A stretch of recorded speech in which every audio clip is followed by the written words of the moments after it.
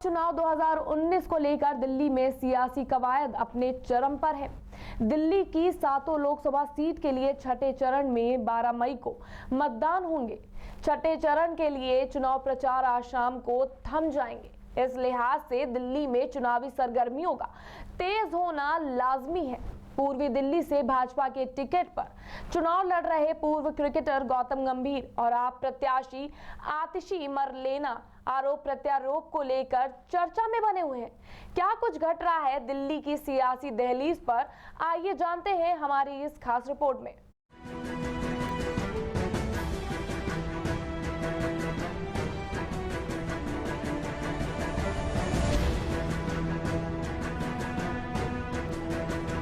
दिल्ली देश की राजधानी, जहां छठे चरण में होनी है वोटिंग। यहां सियासी तल्खी अपने चरम पर है।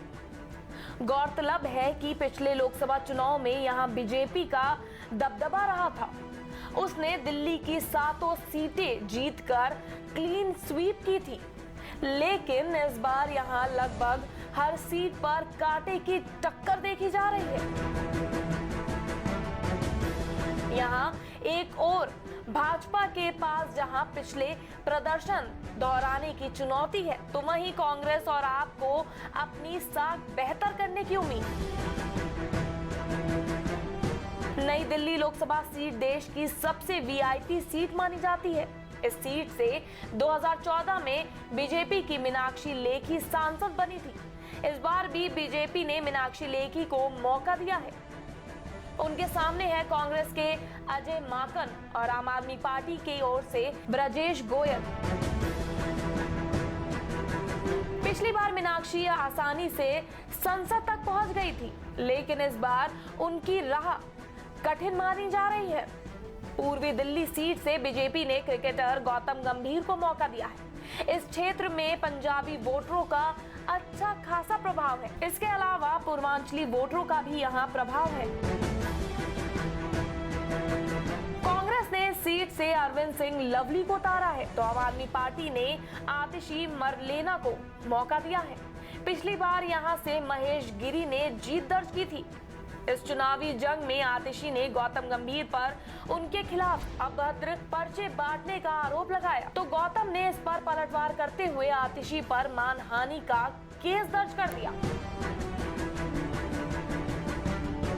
उत्तर पूर्वी दिल्ली में इस बार फाइट पूर्वांचली वोटों को लेकर है। बीजेपी ने जहां प्रदेश अध्यक्ष और वर्तमान सांसद भोजपुरी सिंगर एक्टर मनोज तिवारी को मौका दिया है, वहीं कांग्रेस ने पूर्व सीएम शीला दीक्षित को और आम आदमी पार्टी ने दिलीप पांडे को।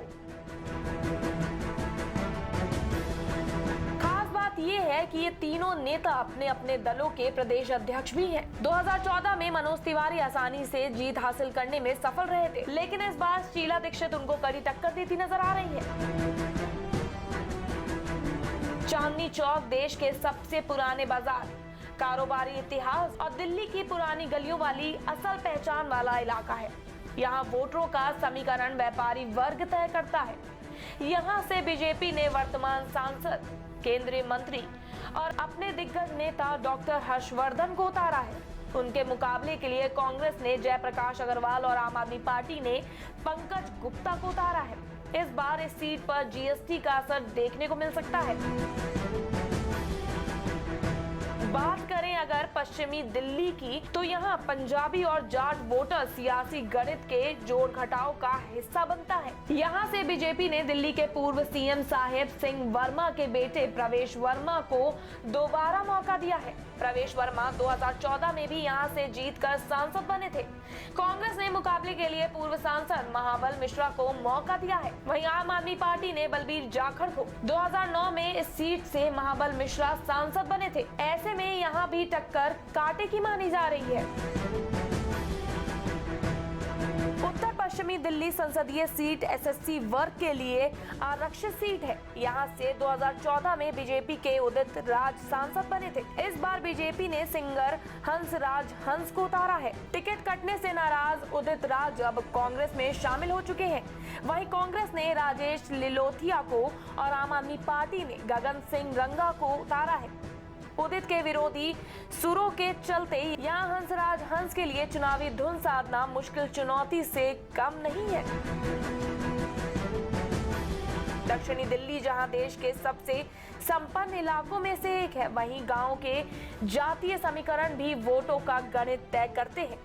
इस सीट पर जीत का बटन गुर्जर जाट और पूर्वांचली वोटरों के हाथ है। बीजेपी ने फिर इस सीट से वर्तमान सांसद रमेश बिधूड़ी को उतारा है, तो कांग्रेस ने मुक्केबाज विजेंद्र सिंह को, वहीं आम आदमी पार्टी ने युवा नेता राघव चड्ढा को चुनावी जंग में पेश किया है।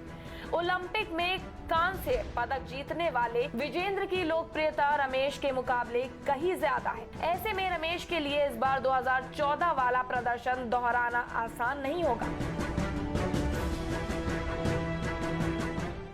तो ये था दिल्ली की दहलीज से सियासी समीकरणों का जोड़ घटाव। हम फिर उपस्थित होंगे इस चुनावी समर की नवीनतम जानकारियों के साथ। तब तक के लिए आप देखते रहिए प्राइम टीवी इंडिया।